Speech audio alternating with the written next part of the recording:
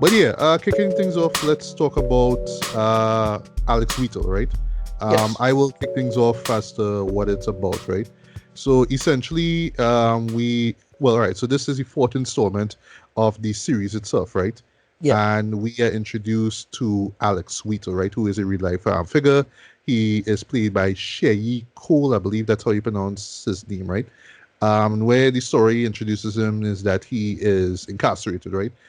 It's even worse now that he's sharing his cell with Yeah. this Rastafarian called Simeon, who Yeah. is on a hunger strike and he has like very, very bad diarrhea. They really Yeah. make that um, I think. explicitly known that, Yeah. yeah, he has bad diarrhea now. But in between that time now, we get like a series of flashbacks. Well, actually, the whole story is told in flashbacks. We see him as a kid, and we are told that he was abandoned by his parents pretty much. He was put into his boarding home.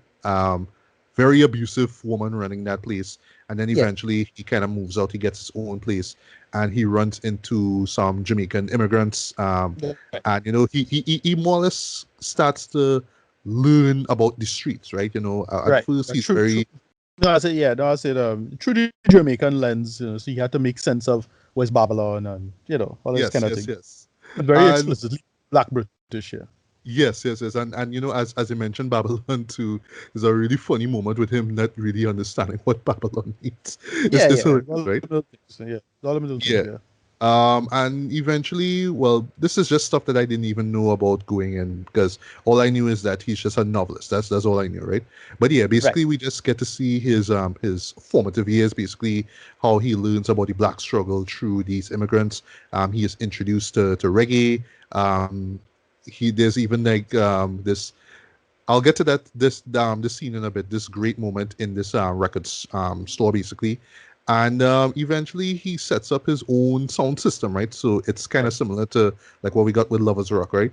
Right. But the problem is that while all this is going on, there's still the threat of Babylon itself. There's still these crooked racist white cops who just running around looking for the excuse to just beat up on a black man and arrest him, right?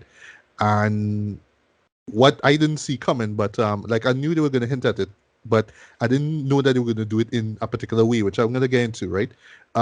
There is the infamous riot in Brixton, right, in Right. 1981, The Bricks and and Riots. Yeah. he gets involved in that, and that pretty much is what led him to to get arrested, right?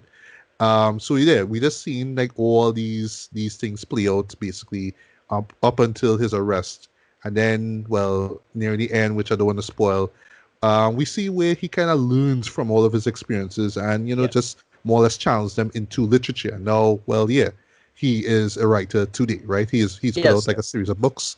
I really need to read some of his work, some of his books. Sorry, Right. yeah, he actually put out two books this year actually, Keen Warriors and Cringe. Right. Yeah, so I really need to check his work out. But yeah, Right. that essentially is what it is. It's just this coming of age story, Right. just about this guy. So Ricardo, honest opinions on Alex Wheatle. Yeah, this was good for me. A little better than the last one. Or As red, white, and blue. Yeah, a little Okay, better. okay, okay, okay. Mostly because this one was just it had a little more of an arc. It's the most didactic of all, shockingly. They just outright Oh, it say, is. It is. yeah, Yeah, they just that outright, Simeon character. yeah, Oh, they just as you bring outright, up that, there's I don't want to say a lot of, but I could tell that Steve McQueen was channeling some Spike Lee. Could have a right, couple of Spike Lee isms in this yeah, show, including the Simeon character who has to tell the audience something, right? But yeah, right, continue. yeah. They just outright had the character reference Black Jacobins, and it's like, okay, yeah, we know where it's coming from. I know, Uh, right? and just straight up like, oh well, it's not about race, it's all about class consciousness. I was like, okay, wow, we know where this coming from. Not surprised. Yeah, I enjoyed this a little better than the last one. Last one's good, but I think that one was a more slow burn, and this one I liked and I preferred. It just had a better flow and energy to it that I liked. other than that, it still it stopped where it made sense where it stopped. So you see how like I wanted more from Red, White, and Blue. This where it stopped and say, okay, he's now resetting his life. It had a better sense of an arc in my opinion. Whilst that had more just an emotional arc to me. Red, White, and Blue had more of an emotional arc with the father. That's the only arc I could get, but this that didn't really have an arc to speak of, in my opinion. At least not for the main character, for John Boyega's character. This had a clear arc, right? Even if when it reached the point and you meet back the friend, and the friend say you'll sell him a typewriter, it's like okay, it starts. This is the beginning of his life. Well, as a writer, as his career as a writer, he starts here and it ends there. I find that's fine. I don't have a problem with that, and it was solid. I enjoyed it for what it was. All right. Well, for me, just to get the gripes out of the way, I just felt like structurally it wasn't as strong as the other three. Right, I would say the other four, right? right, Mainly because of the use of flashbacks. Like I understood right. the point of them, but I just felt like you know it was used a little too much though. I think the reason why I would I kind of came to that thought is because of the length of it. This is Right, fairly short. It's about right. roughly an hour and like 3 5 minutes, right? And like while I was watching this, I just had I had that time frame in my mind. So I just felt like, okay, we have to show certain things, we have to tell certain things, but we on a clock, we on a deadline here, so we have to kind of run Right. through everything, and let's use this flashback narrative device to kind of get the story going, right? So yeah, to me, this was one that really should have been longer, and I just felt it in terms of just the structure of how things played, right? But in Yep. that, I think that this was a strong film as well. It's not one of my favorites as far as the Small Axe series goes, but I really dug it. Um, Yeah. Mainly because of how it just takes this character, who's very, green. You know what I mean? He doesn't know much about, Right. the black struggle, the Rastafarian struggle, all that kind of stuff. And how he just changes over time into the street smart individual. It works. It makes sense. I dug the performance by the friend himself who plays Cutlass. I believe Yeah. that's his nickname. Yeah, I thought that he was great though. At first, Yeah. it was still the Jamaican slang, British slang kind of vibe, kind of clashing. But over time, it just worked. It Yeah. just really clicked with me. Yeah. And then when everybody else, when they spoke, it worked as well. And just the side characters were great as well. Like the same guy I mentioned before, who had the suddenly typewriter. I thought that he was great as well. Yeah. There's this hustler guy that Alex wanted to buy weed from. I thought that he was Right. great as well. That moment with him was Yeah. excellent. Very. Yeah, Yeah. That's why he went after he went to the garbage and he went by him, right? To hide. yeah, yeah. That guy, And, right? Yeah. and, and just that man, just his look, his demeanor, and of Yeah. course his the accent that he put on that, I thought that was Yeah. excellent in my opinion.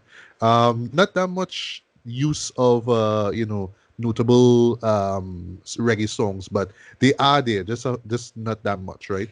Also, just the shot that I mentioned before, there is an excellent transition where Mm. we see Alex go into this record store for the first time. It's this Right. Right. Black Oak record store. And for the life of me, I was wondering why, the camera is moving in a particular way until I Right. realized, oh shit, it's a transition I'm watching here. Yeah. All Yeah. right. Okay, son. Okay. Okay. Okay, Yeah, respect. I love that. they had a cool another one where they show a bunch. Well, they show this. I forget the name of the fire, but this fire killed I think 13 people, and it caused a bunch of issues. And then they had a bunch of like black and white footage, and then the camera had a record, and in the center of the picture had the entire thing up inverted and then spinning, and then it zoomed Yes. in, and it's a very Yes. classic kind of Britishy cinema music video-ish kind of approach, where it's like, oh, okay, little things like that. Um, True, true, true. I yeah, wouldn't. Good point on the British music video thing. I didn't pick up yeah, on that. The yeah, sort of Irish shot, but yeah, yeah. that montage with the images from the Brixton riot, that was the Mhm. moment which felt very very Spike Lee influence. The only Yes. thing that was missing was just some Terence Blanchard, jazz music, some really sad music played in the background, Right. right? But because it was silent and you're just hearing, well, this clearly this Rastaman, talking about, well, I need to do some research and find out if this was like an excerpt from one of Alex's books. I have a Probably. feeling it's that because I don't think you will have this sort of mixture of a poem kind of thing just be there arbitrarily now. I have a feeling that it's just an excerpt from one of his books. But Right. yeah, it was a really like dark moment though, because what the thing is like they hinted it before, right? And at first I was like, all right, well they kind of threw this in all of a sudden, but Right. then when they hit you with that montage, like oh, like the movie literally stops to tell you this, but it's not, it feels warranted, like it feels like it needs to be there, right? And Yeah. yeah, it is a truly powerful moment. Of course, you do see some of the moments that take place well during the aftermath of well, sorry, I should say yeah, the actual riot itself. Because what you saw before was Right. what sparked it, basically, which was yeah this apartment that got burned down. They never say who. Well, they kind of Right. suspected who did it, but we can Yeah. kind of tell who it is now. Right. But yeah, yeah. So in this case here with this film, it felt like there's bits of Mangrove, bits of Lovers Rock with the music, Right. just the sound system and just that kind of vibe. Also bits of Red, White, and Blue too. You know what I mean? In a sense Right. of just police that should be trustworthy and should be doing what they're supposed to be doing. But in the early 80s, no, they still in the same shit that they were on in the 70s with the events of Mangrove, right? So it's really sad, right? But at first, I was a little iffy about, the whole thing with him and Simeon in the prison.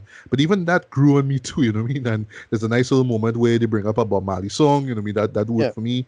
But is the end where, well, sorry, the climax, which yes is rather didactic, but it worked, in terms Yeah. of this is the part that Alex needs to go on, right? And I actually dug the song that they play at the very end with the credits. I don't want to say what it is. Classic song, but it works. It fits the film perfectly. So yeah, like I say, as far as gripes go, I just wish that it could have just been a little bit longer. Though I felt like the length really killed it. Right, Yeah. it just felt like it just had to move at a quick pace to get things going. Right. Right, to get to the point. But the moments that were there, they worked. The acting was great, cinematography, direction, the message, right, is great. And there's a really powerful message. I mean, it's simple, yes, but there's a lot of layers to it, and it still inspires. I would say yeah, this is probably yeah one of the most inspirational entries in this miniseries. So Yeah. yeah, while I wasn't in total love and awe of it, I would say honestly that this is the weakest one. That's just me. Okay, for I you. mean, all Okay. of them are great, but this one just felt like if I could rank them, this would be like the fifth. But I'll get Right. to that at the very end, right? But that's just my opinion. Not saying Right. the show is trash. That's my opinion.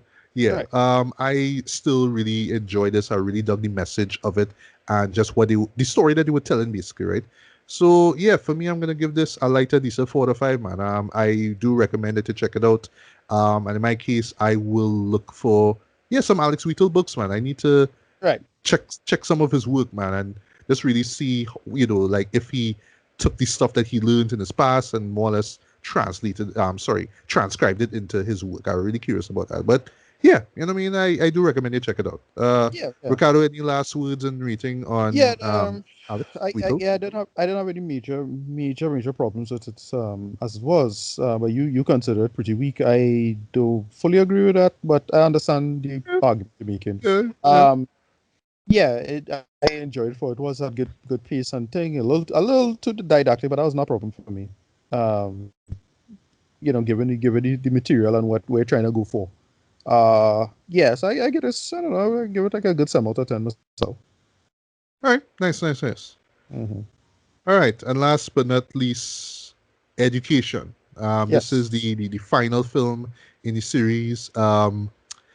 It also is about the same length as Alex Wheatle, Right. but the story here is quite different. I would say it's probably the most modern of all the stories we've had thus far, right? Right. And I think that this is not based on a true story, or maybe Right. I it think is yeah. inspired by true Right. events, but not Right. As well, it's based. really. Yeah. I think the central characters are fictional entirely, as far as I know. Yes, yes, yes. Yeah. Right. So, Ricardo, take it away. What is education about? Right. Education is about this kid by the name of Kingsley. Kingsley. That's not yeah. No screw. Yeah. Yeah. Kingsley, played by Kenya Sandy, who's pretty good in this. Right. So Kingsley has basically like fallen behind in school, and the school hasn't really made the effort to teach him however it is. But so they apparently gave him an IQ test, and very insidiously Yeah, IQ test has him scoring quite low, and they decided to put him in a basically something called ENS, which is a special school, and that just is kind of really insidious. So his mother is alerted to this problem and how he could, if he make the effort to have him learn properly, he would be fine. And they didn't, and that's basically the school didn't do that, and it had this active effort into undermine his education, and it's a notable pattern in Britain. Right, so I am not aware of the story at all. But yeah, that's pretty much what went down there. Yeah, so it's basically him going to a so-called remedial school, and you keep calling it a special school, but it actually doesn't really help you at all. Yeah, you know the story. That's pretty much the premise as it is. And I thought this was pretty good. It's my second favorite of all of the small axes, actually. All right, all right, all right, all right. Yeah. Hmm. I understand. Hmm. Yeah. Well, I mean, go on, continue. Any Yeah, thoughts? yeah. No, nothing else much to say in terms of it just gets into all of these things about learning and the education system, and then it gets again also quite didactic coming down to the end, but in a different way. It gets into the whole. There's something that's slightly controversial in the black community, the idea of re-education, but it addressed that, and then it also references another classic black kind of socialist text. In this case, Claudia Jones, if you know who she is, famous Trinidadian journalist who's part of the Communist Party of the United States, and she's like credited with something that is very popular now in a lot of socialism. You can kind of source it back to her, which is what they call triple oppression. She's that. She's the person you can say you can kind of credit for triple oppression. And yeah, that's pretty much the story is to do with him not getting a chance, he having been with the wrong children, the system playing itself out, the mother having to come to terms with that. That is an important point. The father being dismissive with respect to getting a skill. He say, look, you don't have to go to school, just get a skill, which is very dismissive of the whole situation, and so on and so forth. And they just play it out in a reasonable, decent pace. This works really well because of the acting, right? Child actors are hard to pull off, and the kids really nail it. All of the kids nail it. Yeah, there's like this one girl who's like barking and I know, meowing. right? Which was And hilarious. Right? yeah, it's like, well, wood. Yeah, and that's why it works. It's very specific to the question is if it's systematic or not. They get into all of that, like how systematic the behavior is, if this stuff works out, who children should learn from and why, and so on and so forth. And that was the story. The ending is for what it is. I'm somewhat familiar with some of this stuff before, but they make it work. I enjoy the acting and the style and everything like that. So yeah, that is my whole thing. That is it. No, that's to really see. But I enjoyed it, and the Yeah. reason I enjoyed it, number one reason is because of space. Had some space in this. Ah, uh, yes. Ah, yes. yeah, We go talk about about yeah, space in a bit, yeah, right? yeah. Yeah. Kingsley's character, and what he's into in terms of what his interests are, and I like a lot of that, and they make it work. Yeah. For what it is. Yeah, and it's mostly because the family dynamic, he and the mother in particular, and how they bounce around each other. Everybody's good at this, and then again, the camera work was the I don't know, it is like the color different or something like that because it really looks like an old like BBC type documentary this time. I don't know. It feels more old movie like aesthetic. That early.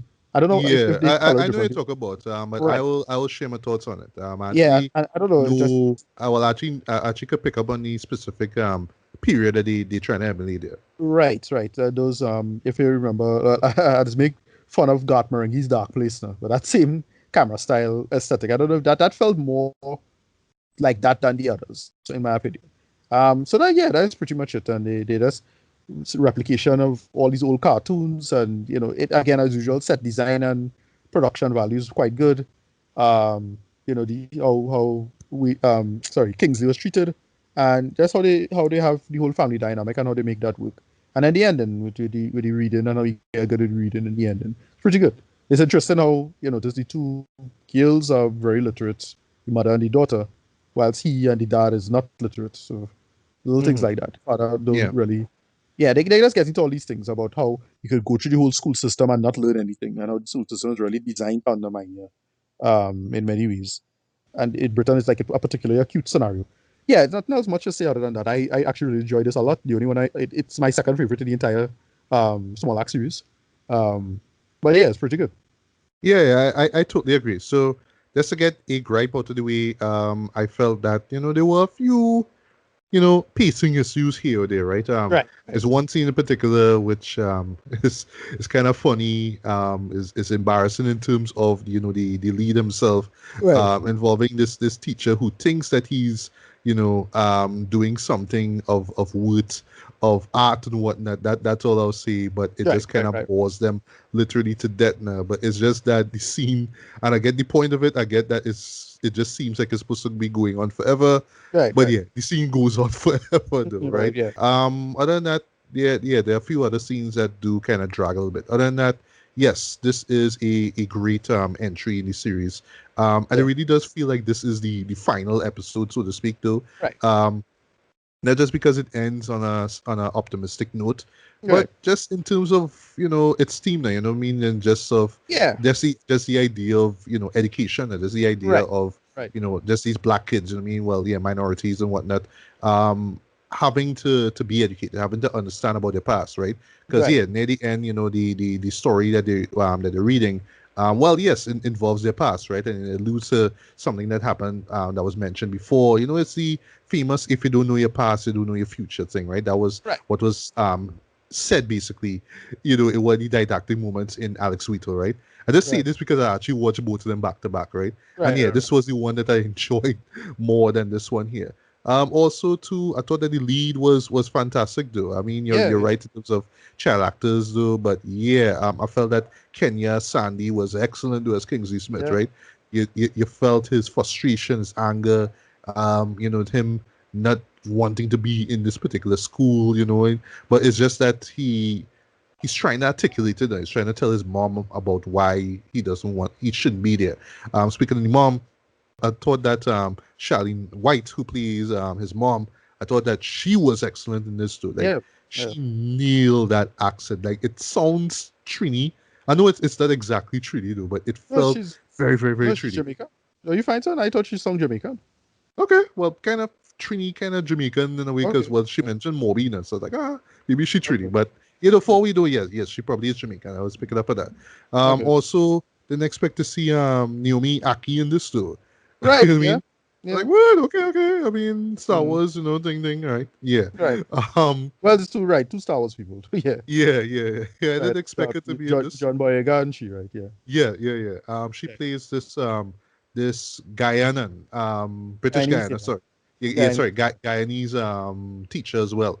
Yeah. And just the moments with her and Kingsley, I thought were great. Well, sorry, more Kingsley's mom as well today. They have a great moment involving her, just understanding what's going on with Kingsley now. Yeah. But yeah, I mean, you just felt what he was going through. You understood the anger that the mom was going through, and it's at first it's just like, well, you're not studying, you're hard headed, all that kind of stuff. There, and yeah, I mean, you could relate to that. You could relate to those moments where the mom telling King, see, you're hard headed. You know what I mean? Just like, oh, they think you don't understand nothing and you're stupid. Like, yeah, that hit deep now. But Yeah. but I love how she just slowly understands what's going on. Another gripe though was I felt we could have seen more of the father. Right. Um, yeah, because he was Yes. just there in the background. He mentioned a couple of things, but I felt like he should have been Right. a little bit more integral into what's going on with his Yeah. son. You know what I mean? But he's like, well, he could work with me. I'm a carpenter, so Right. Yeah. and it's that kind of choice that which is understandable, but still is like it Yeah. would help if you were educated. You know what I mean? Yeah. And yeah, just the whole general conceit. You know what I mean? Of oh, you know what I mean? Black kids, susceptible to working. Mean well, they're not gonna bother to learn anything. So we have to get these menial jobs for them. You know what I mean? Because that's what they designed for. Is that Right. kind of vibe? You know what I mean? Like they Yeah. will Yeah. they will Yeah. butter it up with a bunch of words, but the end of the day is just like bullshit. Just teach them that. I mean, come on, Yeah. just teach them. Don't act as if Yeah. like, oh well, they're supposed to be janitors and whatnot. No, that's the Yeah. point, right?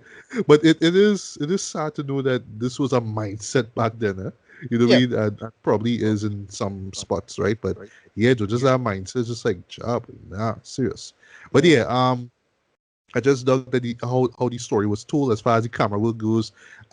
There was a lot of handheld shots, yeah, Yes. handheld filming used here. The the style of it, like just the way how the visuals look right. It has a sort of early 80s vibe to it, in my opinion. And that's why I wasn't sure, you know what I mean, of the time period that it was. Because for all we know, it's probably in the 70s, but I was feeling a sort of an 80s vibe from it. Also, Right. too, no music, no, Right. songs, no reggae songs or anything like that, right? Which I felt was all intentional, you know what I mean? It's just, oh, we just want this thing to be different from what we've gotten before. Right. I would not have, I really wouldn't have mind if we got at least one song, maybe the Small Axe song itself, to just Right. close things off, perhaps. But I guess that would have been too on the nose now. But the music that is there works. There's this sort of ethereal music that plays at the beginning and this is during the whole space, the Right. planetarium moment, basically. I get it. And I get it. Feel. No, I said it have a lot of Star Wars in this, a lot of space and Star Wars in the small axes. A lot of, he keep mentioning Star Wars yes, yes. In during Alex Wheatle, for example, they yeah, mention yeah, oh, Star Wars. you're like a stormtrooper fighting a Right. Jedi or something like Right. that. Yeah. And then during thing it had a reference to Star Wars when in John Boyega one. Yeah, I'm sure when McQueen like asking for a little workout going on there. Hey, I don't know. For all we know, him, he hey, like, no, I just thinking maybe he could do like a little spin-off story with Finn, maybe. Right. Something. Yeah. Yeah, I don't know. I guess Yeah, that's what he I ain't gonna tried. be surprised to hear. We ain't gonna be surprised to hear some, oh, Steve McQueen doing the next Star Wars project or some shit like that. I would Yeah, not be surprised. Whatever. yeah, or maybe a Lando film, like a legit Lando Right. film. Well, they Maybe have a that's well, they have a Lando series coming, so right. Well, I, maybe we'll one of see. Derek episodes. You got the Well, direct episode. I feel like I would be surprised. That's all I say. That time about 2, 3 Star Wars people in this, you and know. then that. Yeah. So we will see. Yeah, but yeah, other than that though, the story is simple. It is very, very relatable. If you've like, I mean, we've all been through the school system, so yeah, we've had experiences. Well, maybe not, but we could Yeah, well, relate it still. In Trinidad, it kind of used to be like that in the sense of just kind of encouraging you to not, um, go beyond a certain point. But I was like Yeah, quite in my parents' times. The idea of you doing anything less than A's, for example, is like nonsense. Like the, yeah, everybody reached a point where we just kind of actively encourage higher education. yeah, So it was nice to Trinidad. But back in that time, yeah, it had, going beyond thing because even in my time, I know people who still used to be fighting out the senior tech nonsense now. oh And yeah, yeah, the whole point of that was to just, hey, look, it's schooling for me, I gonna drop out one time, kind of thing. yeah, Um, yeah. right. True. Anyway, yeah, so Yeah, that's that. Yeah. right. And also, well, just inclusive before I get to written. Um, Yeah, you know what I mean? Like this feels tonally and well, not structurally, but just tonally different than what we've gotten in the past four films. And I have to respect and applaud that. You know what I mean? I know for some people they might be like, all right, well, yeah, but we get all this black struggle and reggae music and fighty power and all that kind of stuff in here, Right. giving us pretty much a small story. But the story is so relatable, and I love the fact that it centers on a kid because the other four films were centered on, well, yeah, adults, right? Yeah, so just seeing you will through his eyes, and yeah, you could definitely relate to that. But it adds a sense. It gives the whole miniseries. It just kind of ends things on an optimistic note. Just the hope that this new generation of just black kids, you know what I mean, could learn from the past and more or Right. less change the future basically. So yeah, it just feels really intentional that you would end this film like that. At first, I Yeah. was just like, all right, well, this not feeling like how it was. This not feeling like how the other films were. But I just went with it, and yeah, at the end of the day, I really really enjoyed it. Um, so I would say yes, this is one of my favorites. Yeah, like right now, I'm kind of wrestling between this and Red, White, and Blue. So Okay. just to get to my ranking quickly, and then I'll get to rating. Mangrove is still the best for me. Yeah, me too. I have Lovers Rock as second.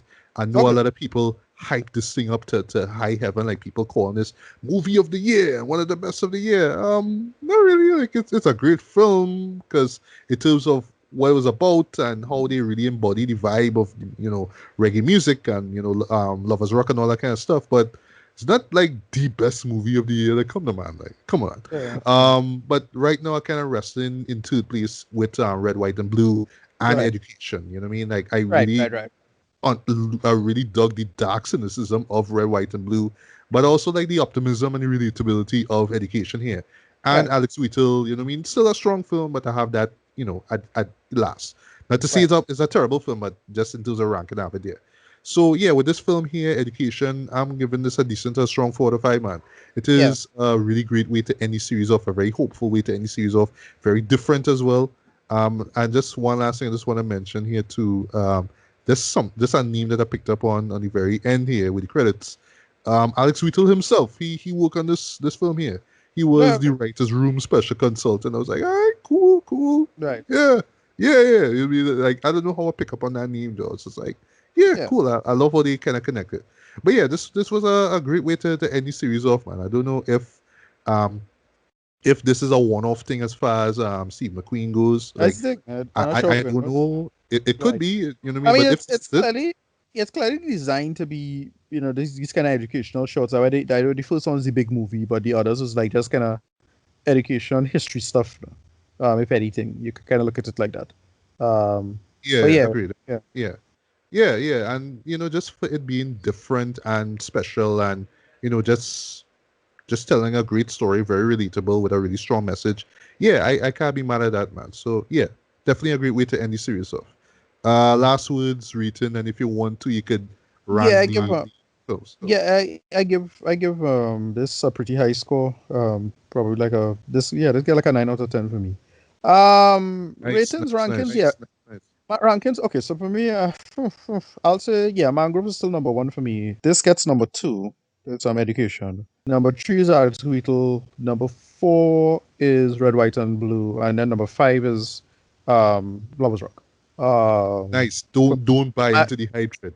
Don't buy into the hype. Everybody's saying, "Oh, no, Love like, is Rock is the best show ever." Don't buy I it. no, the thing is, my thing about Lovers Rock, it just kind of didn't do anything. Like I get why people like Lovers Rock because all the others is kind of Afro pessimistic kind of stuff, right? Like it was doing that, and I get why people like it. But Lovers Rock just was just a straightforward story. I didn't like it had nothing for me to really latch on to narrative wise. No. Not that it's bad, thought it was pretty good, but I just I forget about it almost immediately after. No? While the others stick with you because it was trying to tell you something. Um, about the system and it had an intended goal. No? I don't know. I mean, that was just me. I came in looking for something and I wanted that and Lovers Rock didn't provide it. Didn't make it not Yeah, it's not a bad it not don't make it bad or anything like that. But I just how I felt about Lovers Rock. That's it. yeah. Nothing else. To be honest, I think why people love it so much is that, like, narrative wise, it feels the most loose. Like, it Yeah. doesn't feel as straightforward as the other fauna. I know Yeah, no, people like to see things a it's little a bit house party. different, and yeah, people like to look for films that just different. You know what I mean? They're all unique. It's like, well, it doesn't have to tell a story, but it has to be about a vibe, and it has to be about a mood, Right. and has to be Yeah. how it make you feel about life, and in terms of like what 2020 give us this, I feel is that kind of spur people on to like rank it Right. so No, high now. that's one thing because a lot of the articles that was defending it, making the case for it was like, oh, it's a exercise in black joy and this kind of stuff. Like, look, I'm not pulling from that at all. I think that's great. But it just is not a thing that I was looking for per se. No. That is it. Nothing. That is not a knock on the film or anything like that. I thought it was pretty good actually. That's pretty much it. I mean, the rest of the films did its thing, and this wasn't the situation. That's it. Anyway, Yeah, that's yeah. it. But Yeah. yeah, those were our perspective, guys. So if you've seen all five films, feel free to let us know which ones were your favorite, which one, sorry, was your favorite, and which Yeah. one was your least favorite. I mean, if you want to, you could rank them as well. At the moment, I see at least three of these films making it to my top 20. Because I think, well, I mean, Okay. all of them are greater, but if it's up to me, I'd pick at least three. So just probably four max I could pick, right? Well, Right. you know which one I'm probably not gonna pick, right? But yeah, Right. I do think that all of these films are great as well. So you get what you get from with each one. But yeah, Right. that's it. So see McQueen. I mean, this miniseries kind of make me remember him again. Now it's like, yeah, you know what I mean. I should really check out his older films and whatnot. And I'm really curious to see how he's gonna take that that whole Caribbean diaspora and translate it into his future work. I'm really curious to see Yeah. Yeah. how he does that. Yeah. Yeah, I do ultimately. Yeah. I do ultimately appreciate these for what they are. I get they're not designed to be these masterpieces or anything like that. I just thought they were just good. Pretty good actually, all things considered. But there's only one of them that really stuck with me in terms of overall production. That's the one that clearly the most effort went into. But all the others was still pretty good for what they are. and I really appreciated all of them. Um, just a lot of Caribbean diaspora, a lot of history stuff, historical figures that I completely forget that was a thing that I studied, or and even characters and figures I forget was a thing at all. I was like, oh, right, this was a person and that was a person. So it's just him just digging into the history books and giving us a solid, Caribbean diaspora and Black history and class consciousness stuff, and you get all of that. It's great. Yeah, for sure. Yeah. So yeah, we've talked about all five films. So yeah, definitely. I should say. Yeah, that's three definitely's. Yeah. Check out the Small Axe series. You will not Yeah. regret them. Yeah.